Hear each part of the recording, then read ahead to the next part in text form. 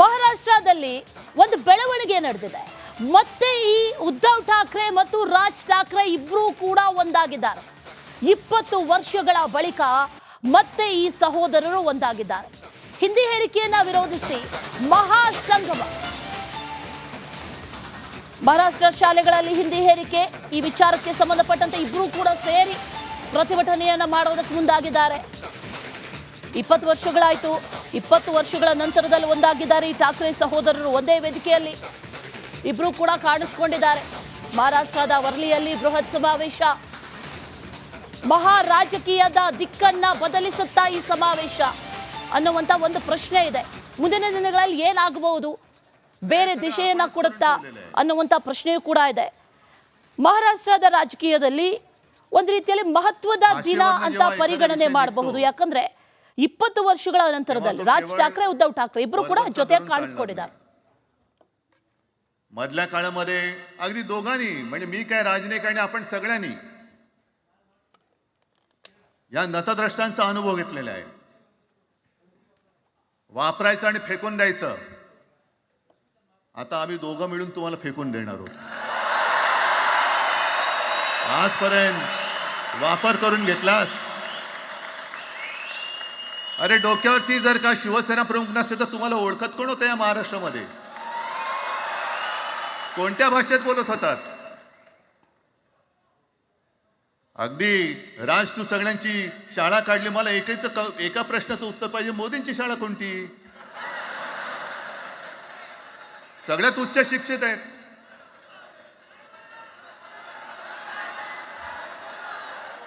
पण हे जे काय यांची मध्यंतर मी बोललो ना, भाजप ही अफवांची फॅक्टरी आहे. मधल्या काळात त्यांनी सुरू केलं होतं. उद्धव ठाकरेने हिंदुत्व सोडलं. हिंदुत्व ही कोणत्याही भाषेची मक्तेदारी नाही. आम्ही अस्सल मराठी बोलणारे तुमच्याही पेक्षा जास्त कडवट कट्टर देशाभिमानी हिंदू आहोत.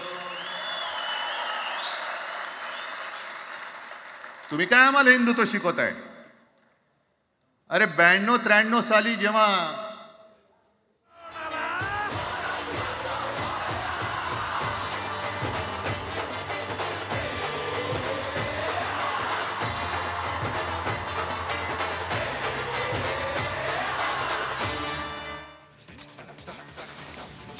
ಎರಡು ದಶಕಗಳ ನಂತರದಲ್ಲಿ ಮಹಾರಾಷ್ಟ್ರ ರಾಜಕೀಯದಲ್ಲಿ ಒಂದು ರೀತಿಯಲ್ಲಿ ಸಂಚಲನ. ಭಾಷೆಗಾಗಿ, ತಮ್ಮ ಅಸ್ಮಿತೆಗಾಗಿ ಇಬ್ರು ಕೂಡ ಸಹೋದರರು, ಅವರ ಮಧ್ಯೆ ಇದ್ದಂಥ ವೈರತ್ವ ಆಗಿರ್ಬೋದು ಅಥವಾ ಇನ್ನಿತರ ಭಿನ್ನಾಭಿಪ್ರಾಯ ಆಗಿರ್ಬೋದು, ರಾಜಕೀಯ ಭಿನ್ನಾಭಿಪ್ರಾಯ ಆಗಿರ್ಬೋದು, ಎಲ್ಲವನ್ನೂ ಕೂಡ ಮರೆತು ಒಂದಾಗಿದ್ದಾರೆ. ಮಹಾರಾಷ್ಟ್ರ ರಾಜಕೀಯದಲ್ಲಿ ಒಂದು ರೀತಿಯಲ್ಲಿ ಪ್ರಮುಖ ಬೆಳವಣಿಗೆ ಇದು. ಯಾಕಂದ್ರೆ 2 ದಶಕಗಳಿಂದ ಪ್ರತ್ಯೇಕ ಆಗಿದ್ರು, ಈಗ ಒಂದಾಗಿದ್ದಾರೆ. ಒಂದೇ ವೇದಿಕೆಯಲ್ಲಿ ಕಾಣಿಸ್ಕೊಂಡಿದ್ದಾರೆ. ಪರಸ್ಪರ ಒಪ್ಪುಗೆಯನ್ನ ಕೂಡ ವಿನಿಮಯ ಮಾಡಿಕೊಂಡಿದ್ದಾರೆ.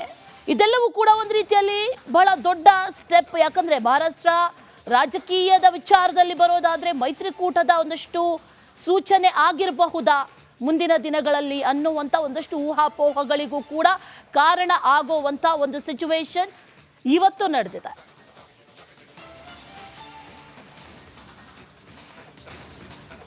ಮಹಾರಾಷ್ಟ್ರದಲ್ಲಿ ಒಂದು ಬೆಳವಣಿಗೆ ನಡೆದಿದೆ. ಮತ್ತೆ ಈ ಉದ್ಧವ್ ಠಾಕ್ರೆ ಮತ್ತು ರಾಜ್ ಠಾಕ್ರೆ ಇಬ್ರು ಕೂಡ ಒಂದಾಗಿದ್ದಾರೆ.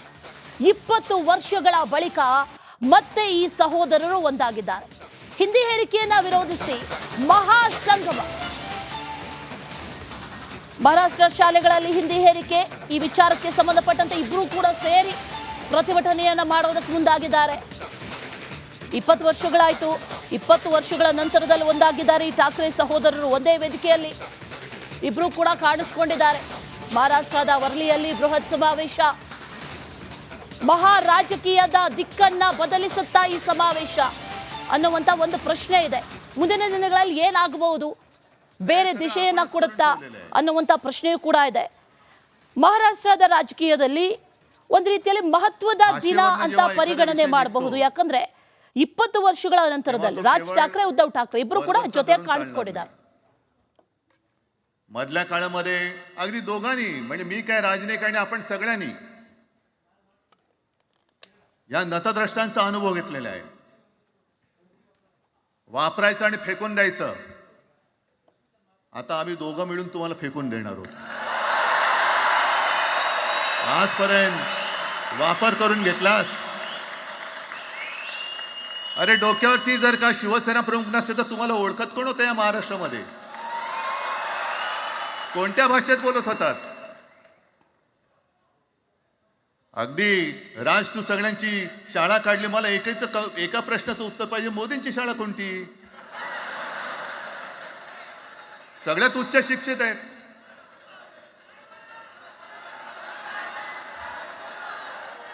पण हे जे काय यांची मध्यंतर मी बोललो ना, भाजप ही अफवांची फॅक्टरी आहे. मधल्या काळात त्यांनी सुरू केलं होतं. उद्धव ठाकरेने हिंदुत्व सोडलं. हिंदुत्व ही कोणत्याही भाषेची मक्तेदारी नाही. आम्ही अस्सल मराठी बोलणारे तुमच्याही पेक्षा जास्त कडवट कट्टर देशाभिमानी हिंदू आहोत. तुम्ही काय आम्हाला हिंदुत्व शिकवताय? अरे 92-93 साली जेव्हा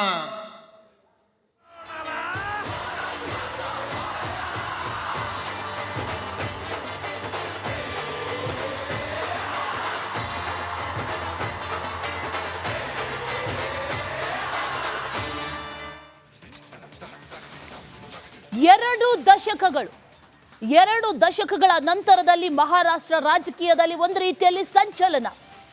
ಭಾಷೆಗಾಗಿ, ತಮ್ಮ ಅಸ್ಮಿತೆಗಾಗಿ ಇಬ್ರು ಕೂಡ ಸಹೋದರರು, ಅವರ ಮಧ್ಯೆ ಇದ್ದಂಥ ವೈರತ್ವ ಆಗಿರ್ಬೋದು ಅಥವಾ ಇನ್ನಿತರ ಭಿನ್ನಾಭಿಪ್ರಾಯ ಆಗಿರ್ಬೋದು, ರಾಜಕೀಯ ಭಿನ್ನಾಭಿಪ್ರಾಯ ಆಗಿರ್ಬೋದು, ಎಲ್ಲವನ್ನೂ ಕೂಡ ಮರೆತು ಒಂದಾಗಿದ್ದಾರೆ. ಮಹಾರಾಷ್ಟ್ರ ರಾಜಕೀಯದಲ್ಲಿ ಒಂದು ರೀತಿಯಲ್ಲಿ ಪ್ರಮುಖ ಬೆಳವಣಿಗೆ ಇದು. ಯಾಕಂದ್ರೆ 2 ದಶಕಗಳಿಂದ ಪ್ರತ್ಯೇಕ ಆಗಿದ್ರು, ಈಗ ಒಂದಾಗಿದ್ದಾರೆ, ಒಂದೇ ವೇದಿಕೆಯಲ್ಲಿ ಕಾಣಿಸ್ಕೊಂಡಿದ್ದಾರೆ, ಪರಸ್ಪರ ಒಪ್ಪುಗೆಯನ್ನ ಕೂಡ ವಿನಿಮಯ ಮಾಡಿಕೊಂಡಿದ್ದಾರೆ. ಇದೆಲ್ಲವೂ ಕೂಡ ಒಂದು ರೀತಿಯಲ್ಲಿ ಬಹಳ ದೊಡ್ಡ ಸ್ಟೆಪ್. ಯಾಕಂದ್ರೆ ಮಹಾರಾಷ್ಟ್ರ ರಾಜಕೀಯದ ವಿಚಾರದಲ್ಲಿ ಬರೋದಾದ್ರೆ ಮೈತ್ರಿಕೂಟದ ಒಂದಷ್ಟು ಸೂಚನೆ ಆಗಿರಬಹುದಾ ಮುಂದಿನ ದಿನಗಳಲ್ಲಿ ಅನ್ನುವಂಥ ಒಂದಷ್ಟು ಊಹಾಪೋಹಗಳಿಗೂ ಕೂಡ ಕಾರಣ ಆಗುವಂಥ ಒಂದು ಸಿಚುವೇಶನ್ ಇವತ್ತು ನಡೆದಿದೆ.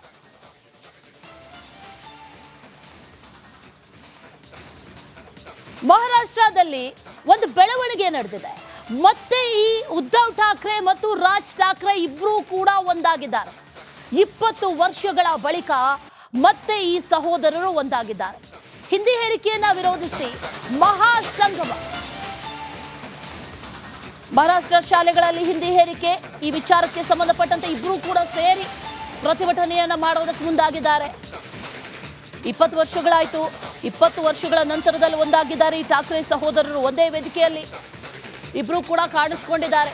ಮಹಾರಾಷ್ಟ್ರದ ವರ್ಲಿಯಲ್ಲಿ ಬೃಹತ್ ಸಮಾವೇಶ.